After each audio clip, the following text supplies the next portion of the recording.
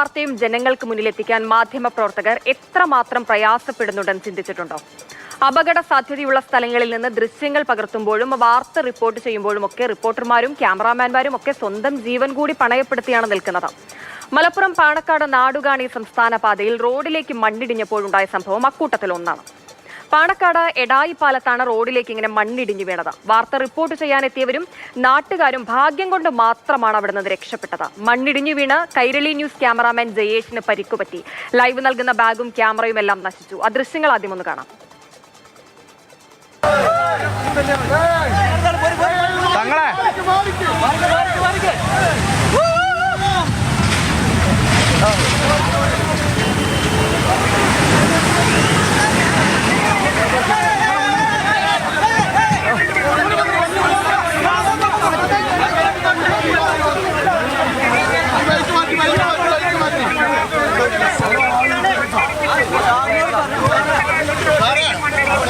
ഒന്ന് ആലോചിച്ച് നോക്കൂ. പലരും മാധ്യമപ്രവർത്തകർ ഇങ്ങനെ വിമർശിക്കാറുണ്ട്, നിങ്ങൾ എന്തിനാണ് ഈ അപകടം പിടിച്ച സ്ഥലങ്ങളിലേക്ക് മൈക്കും വടിയും പൊന്തിപ്പിടിച്ച് ഇങ്ങനെ പോകുന്നത് എന്ന്.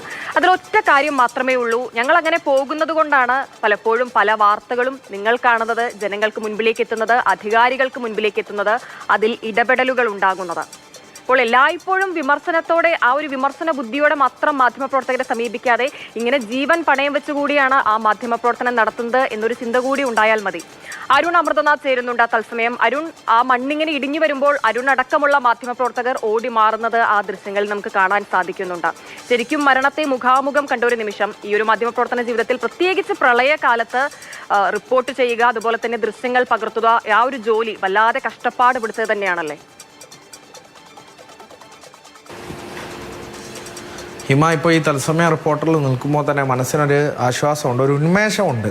കാരണം നമ്മുടെ ജീവിതത്തിലൊക്കെ ഓരോ പാഠങ്ങൾ നമ്മൾ പഠിക്കും. അതിൽ ഏറ്റവും വലിയ ഒരു അനുഭവത്തിലൂടെ തന്നെയായിരുന്നു ഞാൻ ഉൾപ്പെടെയുള്ള മാധ്യമപ്രവർത്തകർ കടന്നുപോയത് എന്നുള്ളത് തന്നെയാണ്. കാരണം നമ്മൾ ആദ്യം തന്നെ ഒരു കാര്യം പറഞ്ഞു കൊടുക്കാം, നമ്മൾ എപ്പോഴും കേൾക്കുന്ന കാര്യമാണ്, എന്തിനാണ് മാധ്യമപ്രവർത്തകർ അങ്ങോട്ടേക്ക് പോകുന്നത്, എന്തിനാണ് നിങ്ങൾ അവിടെ പോകുന്നത്, ഇത് വരുത്തി വെച്ചതല്ലേ എന്നുള്ള ചോദ്യമൊക്കെ നിരന്തരമായി നമ്മൾ കേൾക്കുന്നുണ്ട്. നമ്മൾ വിമർശിക്കപ്പെടേണ്ടവർ തന്നെയാണ്, വിമർശനം നമ്മൾ എത്രമേൽ കേൾക്കുന്നുണ്ട്. പക്ഷേ ചില സാഹചര്യങ്ങളെങ്കിലും നമ്മൾ പല നിന്ന് കേട്ടതാണ്, ഇത് മാധ്യമപ്രവർത്തകർ അറിയിച്ചത് കൊണ്ടാണ് അത്ര അലേർട്ടായത്, ഇത് അവർ അറിയിച്ചത് കൊണ്ടാണ്. അത് കേൾക്കുമ്പോൾ നമുക്കൊരു സന്തോഷമാണ്. കാരണം ഇത്തരം നമ്മൾ നേരിടുന്ന ഒരു പ്രതിസന്ധിയെ അതിൽ കൂടുതൽ അലേർട്ടാക്കുക എന്നൊരു ദൗത്യമാണ് പ്രത്യേകിച്ചും നമ്മളെപ്പോലുള്ളവർ ആ സമയം ഒന്നും നോക്കാതെ നമ്മൾ ആ മേഖലയിലേക്ക് എത്തുമ്പോൾ, നമ്മൾ പ്രത്യേകിച്ചും ഒന്നും മറന്നുകൊണ്ട് നമ്മൾ ആ മേഖലയിലേക്ക് എത്തുന്നത് തന്നെ, എല്ലാം മറന്നുകൊണ്ടാണ് നമ്മളവിടെ എത്തുന്നത്. പിന്നീടാണ് നമ്മൾ അവിടുത്തെ സാധ്യതകളും വാർത്തകളും ഒക്കെ വിശകലനം ചെയ്യുന്നത്. അല്ലാതെ നമ്മൾ ഈ ബ്രേക്കിങ്ങിന്, നമ്മൾ ഈ ലൈവിന് പുറകെ, എക്സ്ക്ലൂസീവിന് പുറകെയുള്ള ഒരു ഓട്ടം മാത്രമല്ല, ആ സംഭവ സ്ഥലത്തെത്തുക, അത് വാർത്താ ലോകത്തെ അറിയിക്കുക, അധികൃതർക്ക് മുന്നിലേക്ക് അറിയിക്കുക എന്നുള്ളതാണ് നമ്മുടെ പ്രഥമ ദൗത്യം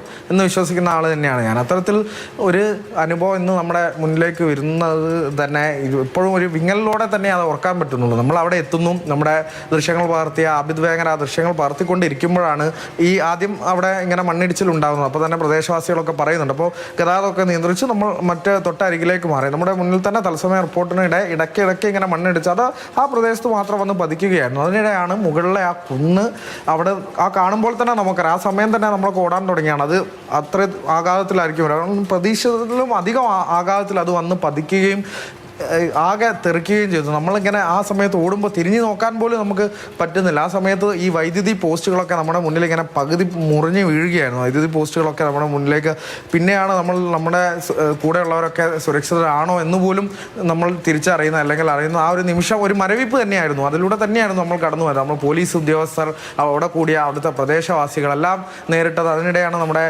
ക്യാമറാമാൻ, കൈരളി TV-യിലെ ക്യാമറാമാനെ ജയേഷ് ലോഡിക്ക് പരിക്കേൽക്കുന്നു. ആ ജയേഷേട്ടൻ ചളിയിൽ ഇങ്ങനെ പൊതിഞ്ഞു നിൽക്കുന്ന കണ്ടപ്പോഴൊക്കെ മനസ്സിന് വല്ലാത്തൊരു വേദനയും വിങ്ങലും ഒക്കെ തന്നെയായിരുന്നു. ഇതാണ് നമ്മുടെ ദൗത്യം, ഇതാണ് നമ്മുടെ ജോലി എന്നുള്ളതിനും അപ്പുറത്തേക്ക് നമ്മുടെ മനസ്സിൽ ഒരു വിങ്ങൽ ഇങ്ങനെ നിലനിന്നിരുന്നു എന്നുള്ളതാണ്. എന്തായാലും ആ ദുരന്തത്തെയും ഈ അപകടത്തെയും അതിജീവിക്കാൻ സാധിച്ചു എന്നുള്ളത് അതാണ് ഞാൻ പറഞ്ഞ തുടക്കത്തിൽ പറഞ്ഞ ഉന്മേഷം. മറ്റൊന്നും പ്രശ്നങ്ങൾ ഉണ്ടായില്ല എന്നുള്ളതാണ് ഏറ്റവും ആശ്വാസകരമായ കാര്യം. അരുണിന്റെ അനുഭവം കേട്ടില്ലേ? ഇങ്ങനെ തന്നെയാണ്, ജീവൻ പണയം വെച്ചാണ് മാധ്യമപ്രവർത്തകർ പണി ചെയ്യുന്നത്. അതിനി റിപ്പോർട്ടറായാലും ക്യാമറയ്ക്ക് പിന്നിൽ നിൽക്കുന്ന മനുഷ്യരായാലും അങ്ങനെ തന്നെ.